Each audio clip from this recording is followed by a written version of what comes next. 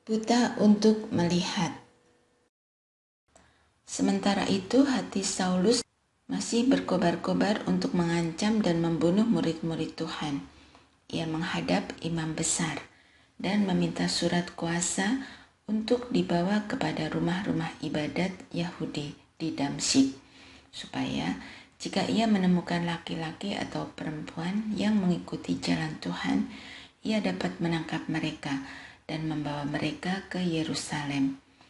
Dalam perjalanannya ke Damsyik, ketika ia sudah dekat kota itu, tiba-tiba cahaya memancar dari langit mengelilingi dia.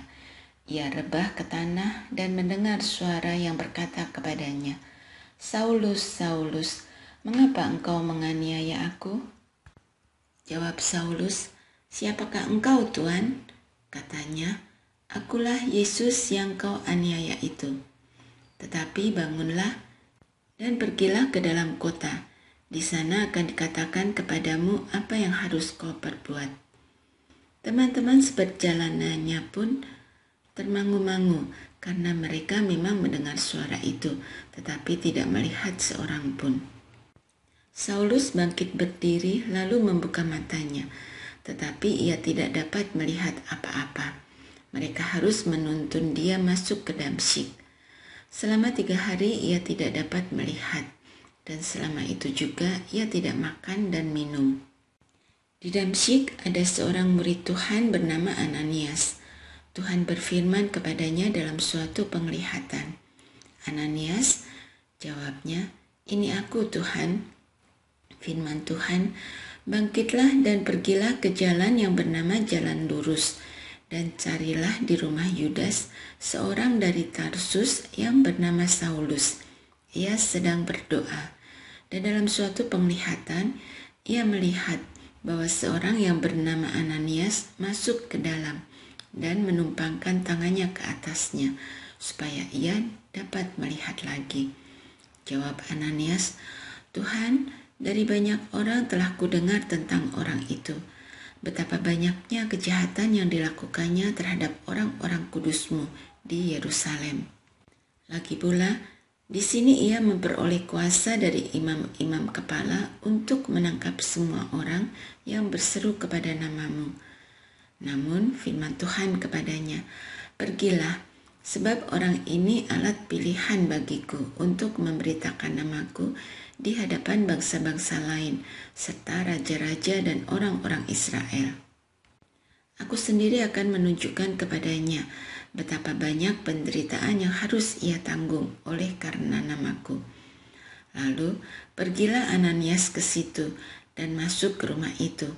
Ia menumpangkan tangannya ke atas Saulus. Katanya, "Saulus, saudaraku, Tuhan Yesus yang telah menampakkan diri kepadamu di jalan yang engkau lalui telah menyuruh aku kepadamu, supaya engkau dapat melihat lagi dan penuh dengan Roh Kudus."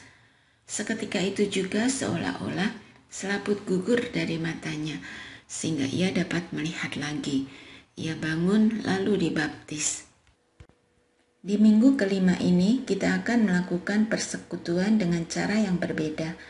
Metode yang digunakan adalah interaktif andragogis. Dengan metode ini ada 3 tahap yang akan kita lakukan. Pengamatan, mengamati kisah yang terjadi dalam teks, pendalaman, upaya analisa, dan penerapan, tahap refleksi. Dalam setiap tahapan, peserta diharapkan dapat aktif berpartisipasi, sementara pemimpin akan mengambil peran memfasilitasi diskusi. Mengenal Saulus atau Paulus. Paulus dari Tarsus awalnya bernama Saulus dari Tarsus atau Rasul Paulus. Diakui sebagai tokoh penting dalam penyebaran dan perumusan ajaran kekristenan yang bersumberkan dari pengajaran Yesus Kristus.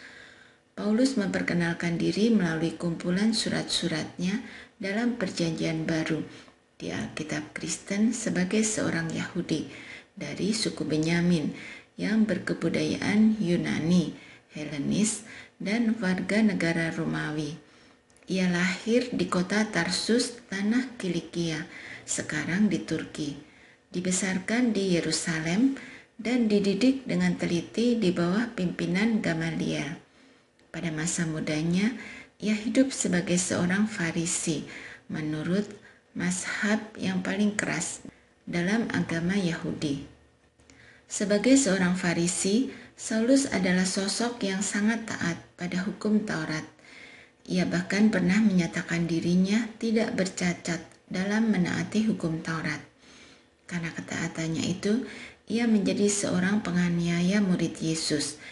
Dan sesudah pengalamannya berjumpa Yesus di jalan menuju kota Damaskus, ia berubah menjadi seorang pengikut Yesus Kristus yang setia sampai akhir hidupnya. Perhatikan teks bacaan kita dan diskusikanlah beberapa hal di bawah ini. 1. Apa yang dilakukan Saulus kepada murid Yesus? 2. Kepada siapa Saulus menghadap dan apa yang ia minta? 3. Dibawa kemana orang-orang yang Saulus tangkap? 4. Pernyataan apa yang Saulus dengar ketika ia buta dan perintah apa yang diberikan oleh suara tersebut?